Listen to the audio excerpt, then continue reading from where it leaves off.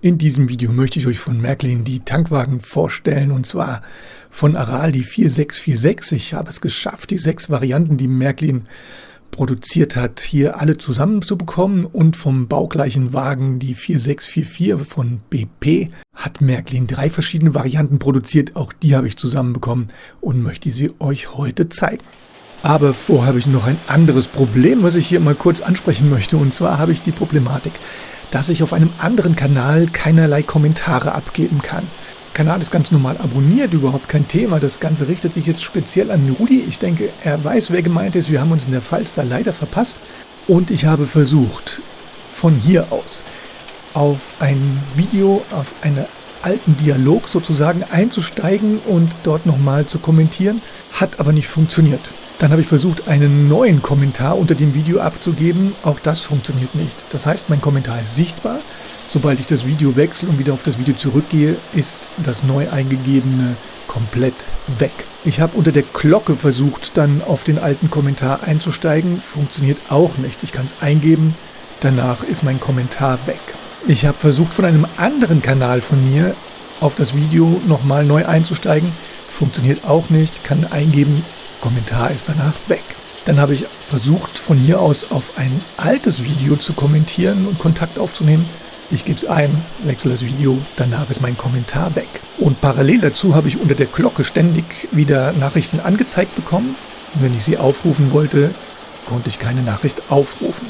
Deswegen, wenn irgendjemand mir Kommentare abgibt und keine Antwort von mir bekommt, denn in der Regel antworte ich eigentlich auf alle Kommentare, solange mir jemand hier nicht irgendwelche Blödsinnigkeiten da in die Kommentare schreibt und ähnliche Erfahrungen gemacht hat, dass der Kommentar verschwindet oder dass keine Antwort kommt, dann habt ihr die Möglichkeit, auf dem Kanal, hinten in der Kanalinfo, ist meine E-Mail-Adresse hinterlegt. Und wenn ihr solche Probleme habt, dann schreibt mir bitte einfach über meine Mail-Adresse, die dort hinterlegt ist. Ich hatte Ähnliches schon einmal vor geraumer Zeit. Da war dann auch, wenn ich Kommentare abgegeben habe unter dem Video, der Kommentar weg. Aber da konnte man es zumindest so lösen, dass ich unter der Glocke dann geantwortet habe, und dann hat das funktioniert.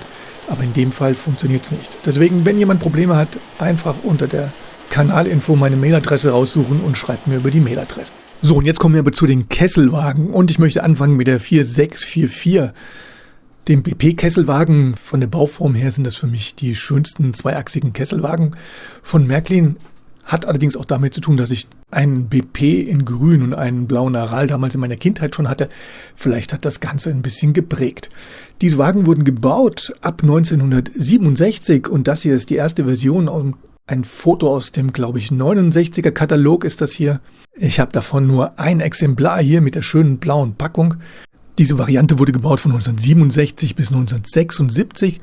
Und auf dem Gattungsschild ist hier BP Benzin Petroleum AG aufgedruckt. Die zweite Variante wurde gebaut von 1977 bis 1992. Im Großen und Ganzen eigentlich genau der gleiche Wagen. Der Hauptunterschied besteht eigentlich hier in diesem Gattungsschild. Das heißt, die BP Benzin Petroleum AG wurde hier geändert in Deutsche BP Aktiengesellschaft.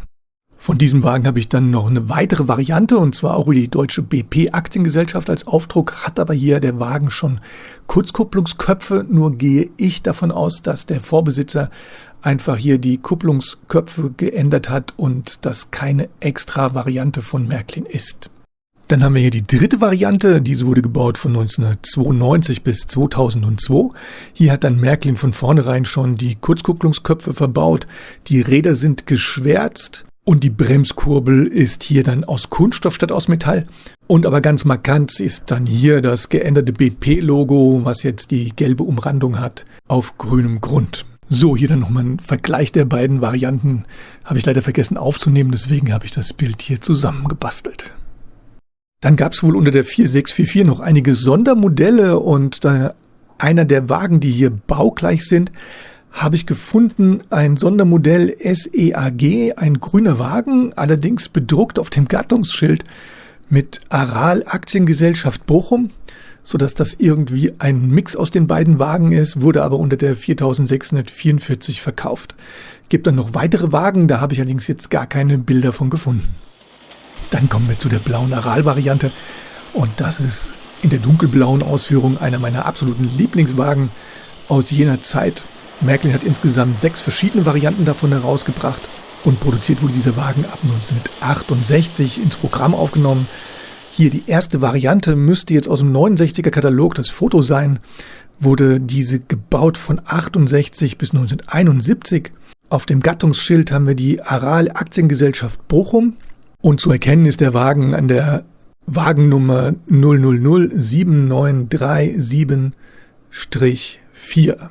Hier haben wir dann die zweite Variante, diese wurde nur 1972 gebaut. Hier kurz das Foto aus dem 72er Katalog, wobei Märklin hier einfach das alte Foto weiterhin verwendet hat, auch von der ersten Variante.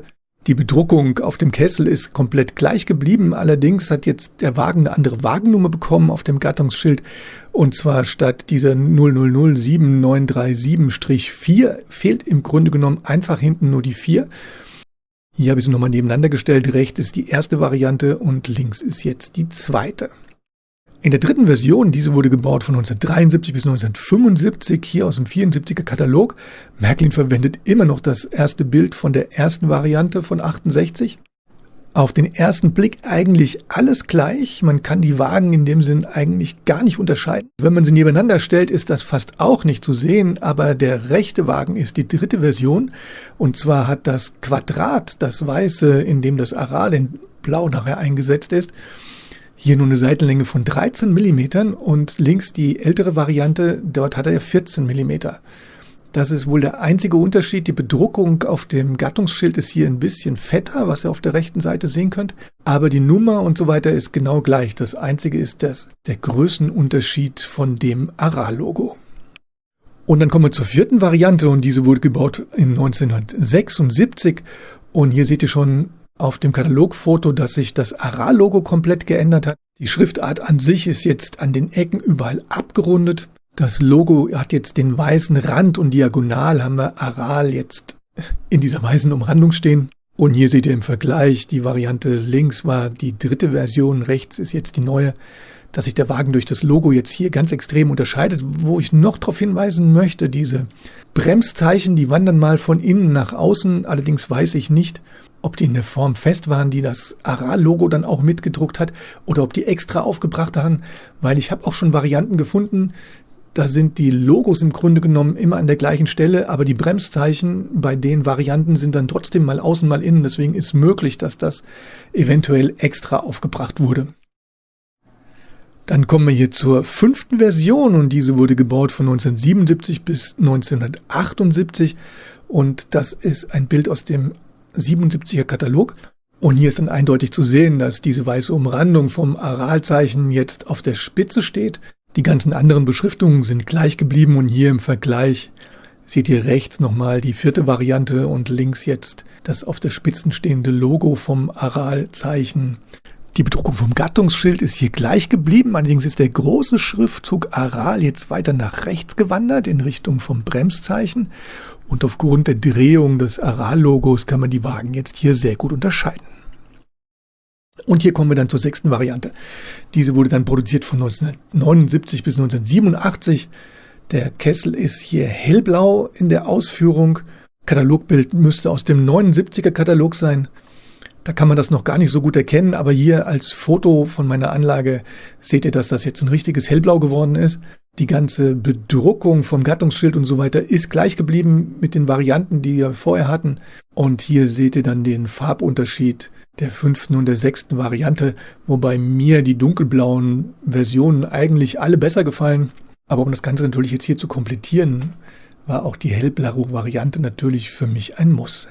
Und hier habe ich sie alle nochmal auf einem Bild zusammengepackt, also oben links, das ist die erste Variante, oben rechts haben wir die vierte Variante, unten links dann die fünfte und unten rechts die sechste Variante in hellblau. Ich denke, da kann man ganz gut erkennen, obwohl das eigentlich auf den ersten Blick immer der gleiche Wagen gewesen ist, dass sich im Laufe der Zeit jedoch einiges geändert hat. Ich bin froh, dass ich diese ganzen Wagen zusammenbekommen habe übrigens nicht die passenden Packungen dafür. Also meine Packungen sind alle von 1981, weil ich einige dieser Wagen ohne Packungen kaufen musste. Und ich weiß nicht, ob Märklin hier eventuell sogar die gleichen Packungen verwendet hat, obwohl die Logos sich nachher geändert haben. Ja, und das war es dann sozusagen mit der Vorstellung von meinen Lieblingskesselwagen, insbesondere die dunkelblaue Aral-Variante. Wie gesagt, wenn ihr Probleme habt mit irgendwelchen Kommentaren, die nicht auftauchen, bitte hinten in der Kanalinfo gucken und schreibt mir mal über die E-Mail-Adresse, denn das würde mich auch sehr interessieren, ob ich der Einzige bin, der diese Problematik hat oder ob ich das ein oder andere Mal einfach nicht mitbekommen habe. Ich danke euch wieder fürs Zuschauen. Demnächst gibt es dann wieder mehr und bis bald.